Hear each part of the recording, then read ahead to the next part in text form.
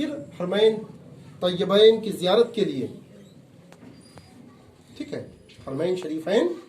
کی زیارت کے لیے روانہ ہوئے، خانہ کعبہ پہنچے، اور خانہ کعبہ پہنچنے کے بعد پہلے حج ادا کیا، حج ادا کرنے کے بعد پھر مدینہ منورہ کے لیے روانہ ہوئے، اور مدینہ منورہ میں حاضری کے بعد وہیں گنبد خضرا کے سائے میں مشغول عبادت ہو گئے، مصروف عبادت ہو گئے۔ ایک دن ایسا ہوا کہ آپ مصروف عبادت تھے، مشغول عبادت تھے، آواز آئی کہ اے معین الدین،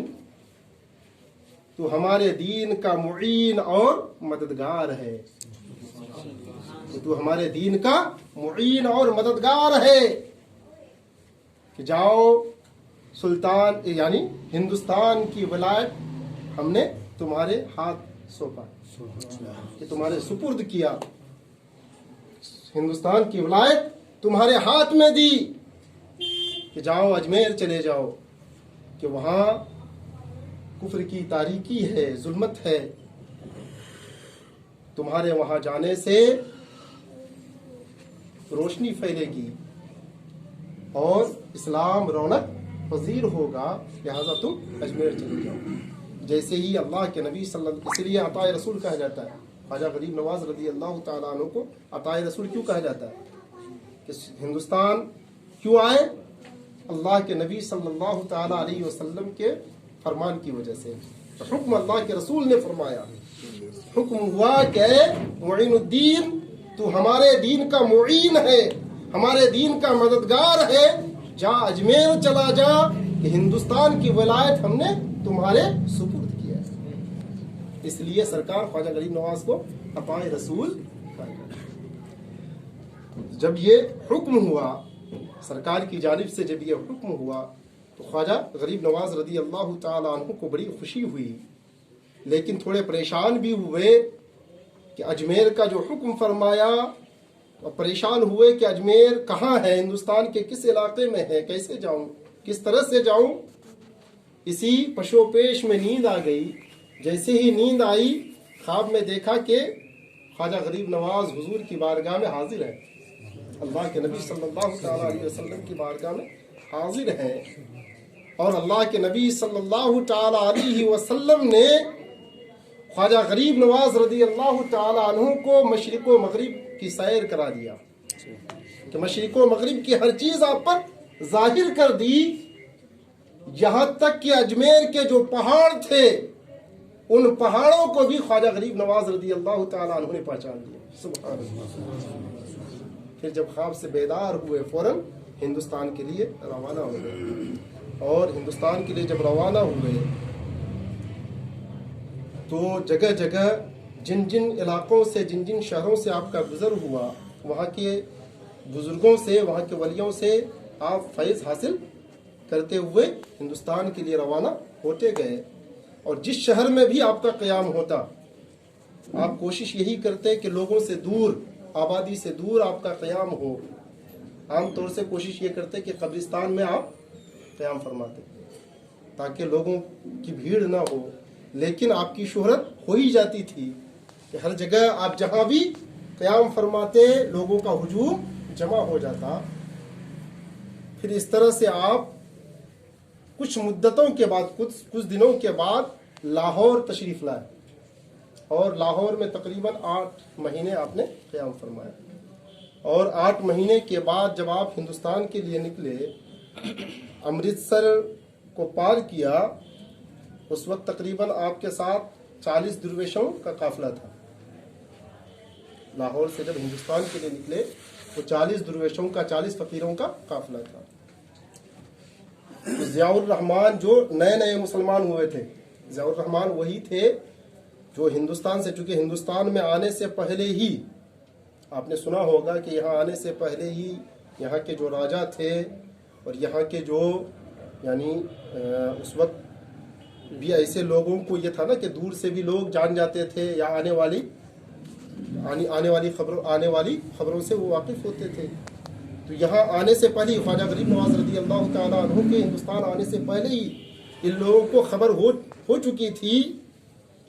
کہ ایک ایسے بزرگ یہاں آنے والے ہیں جس سے بادشاہ کی سلطنت جانے والی ہے. پرتھوی راج چوہان کا راج، اس کی حکومت ختم ہونے والی ہے. تو اس کے ایک جاسوس جن کا نام غالباً رام پرکاش ہے غالباً، تو بڑا جاسوس تھا بہت زیادہ، اور پرتھوی راج چوہان کا بڑا چہیتا جاسوس تھا، اور بڑے بڑے یعنی میدان جنگ میں بڑی کامیابی پرتھوی راج چوہان کو اس نے دلائی تھی. تو جب معلوم ہوا کہ لاہور ہوتے ہوئے وہ ہندوستان آنے کی کوشش کر رہے ہیں کہ جو پرتھوی راج چوہان کی سلطنت کے زوال کا سبب بنیں گے، تو رام پرکاش نے پہلے ہی سوچا کہ راستے میں آنے سے پہلے ہی ان کا کام تمام کر دیا جائے، وہیں جا کے ان کا کام تمام کر دیا جائے. تو قتل کے ارادے سے لاہور پہنچا. جب لاہور پہنچا بہت دن تک، ایک زمانے تک، کچھ دنوں تک اس تلاش میں رہے کہ کب موقع ملے. ایک دن خواجہ غریب نواز رضی اللہ تعالی عنہ کو حجرے میں اکیلے پایا، تو زہر میں چبھویا ہوا خنجر ہاتھ میں لے کر حجرے میں داخل ہوا. سرکار خواجہ غریب نواز رضی اللہ تعالی عنہ نماز میں مشغول تھے، لیکن جیسے ہی قریب ہوا چاہا کہ قتل کرے، اس کا ہاتھ اس طرح سے شل پڑ گیا کہ اس کا ہاتھ بالکل کام ہی نہیں.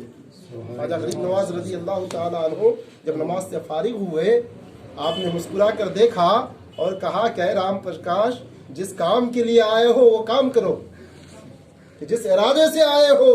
تیرا ارادہ قتل کرنا تھا، لہذا اپنا تو کام کر. لیکن اس میں ہیبت طاری ہو چکی تھی. پھر سرکار خواجہ غریب نواز رضی اللہ تعالی عنہ کا یہ جلوہ دیکھ کر، کرامت دیکھ کر، رام پرکاش قدموں میں گر پڑا اور پھر وہ اسلام قبول کیا. انہی کا نام رام پرکاشی کا نام ضیاء الرحمن رکھا گیا تھا. تو امرتسر سے جب چلے تو امرتسر سے لگا ہوا چونکہ ہندوستان کی سرحد تھی اور سرحد میں پولیس کی چوکی تھی. تو ضیاء الرحمن نے خواجہ غریب نواز رضی اللہ تعالی عنہ کی بارگاہ میں عرض کیا کہ حضور، اب سرحد قریب ہے کہ یہاں کی چوکی سے جب ہم گزریں گے تو یقیناً وہ لوگ ہمیں روکنے کی کوشش کریں گے. سرحد میں جو چوکی ہے، چوکی والے ہمیں روکنے کی ضرور کوشش کریں گے.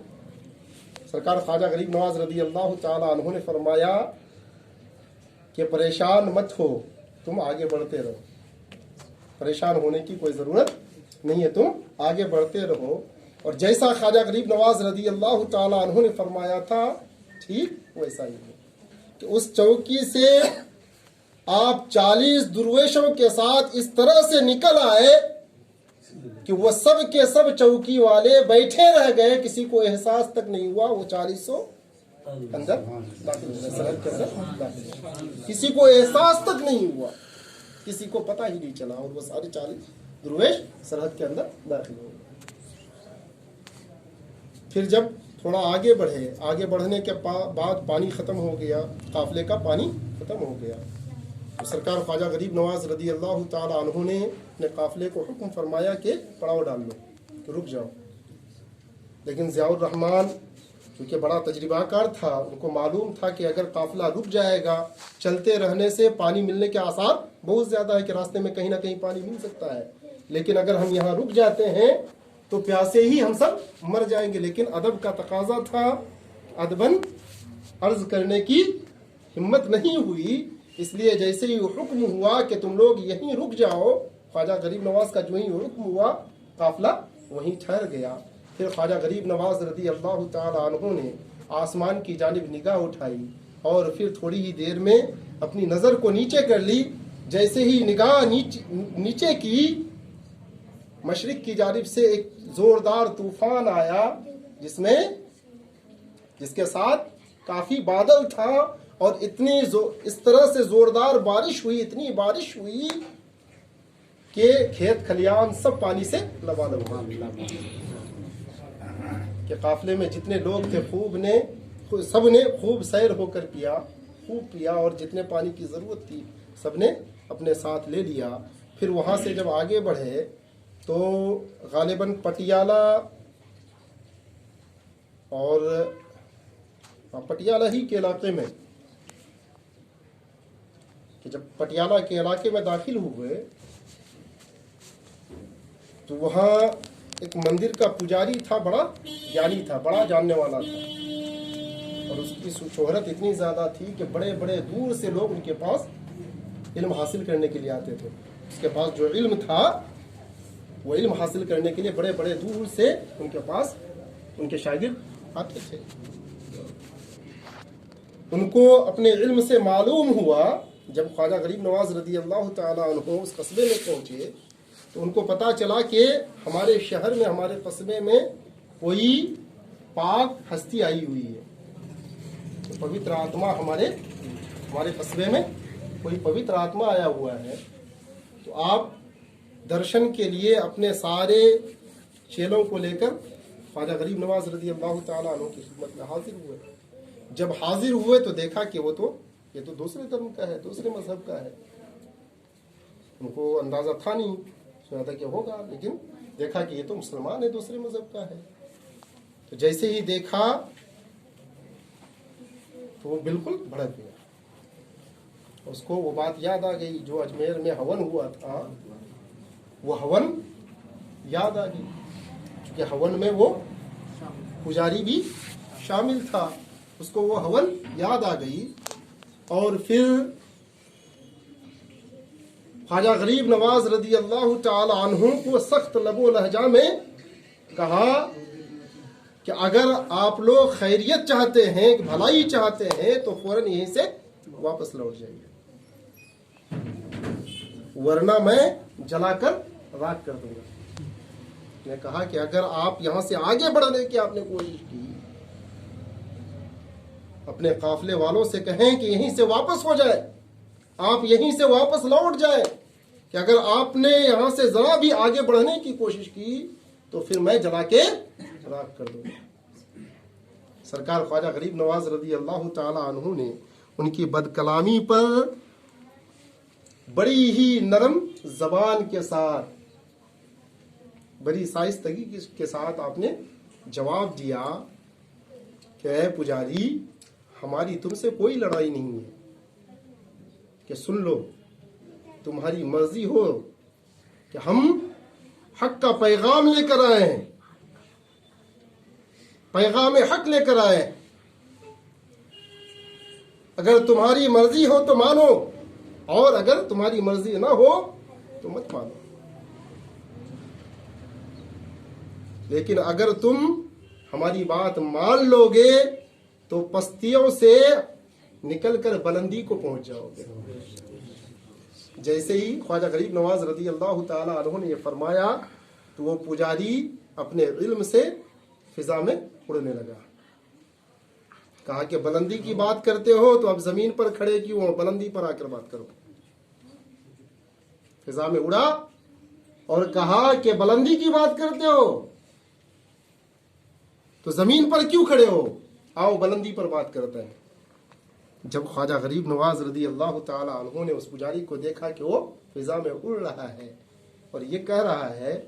تو آپ نے اپنے مرید خواجہ قطب الدین بختیار کاکی علیہ الرحمہ کو حکم فرمایا، جو اس سفر میں آپ کے ساتھ تھے، حکم فرمایا کہ اے قطب الدین، اسی کی زبان میں اس کا جواب دو. جیسے ہی یہ حکم ہوا، خواجہ قطب الدین بختیار کاکی رحمت اللہ تعالی علیہ بھی ہوا میں پرواز کرنے لگے، اور اس کے اوپر پہنچ کر آپ نے فرمایا، اس پجاری سے کہا کہ اگر بات کرنی ہو تو برابر میں آؤ. جب یہ اڑا تو خواجہ قطب الدین بختیار کاکی رضی اللہ تعالی عنہ اسی رفتار سے کہ یہ پیچھے پیچھے آتا رہے، آپ اڑتے رہے، اوپر کی جانب اڑتے رہے، دونوں اڑتے اڑتے اڑتے اڑتے اس مقام تک پہنچ گئے کہ جہاں ہوا ختم ہو جاتی ہے. وہ رہے بات جہاں ختم ہو جاتا ہے، جہاں ہوا ختم ہو جاتی ہے. جب خواجہ قطب الدین بختیار کاکی علیہ الرحمہ اس سے اوپر گزر گئے اور دیکھا کہ وہ پجاری اب اس سے اوپر، اس میں آنے کی ہمت نہیں ہے،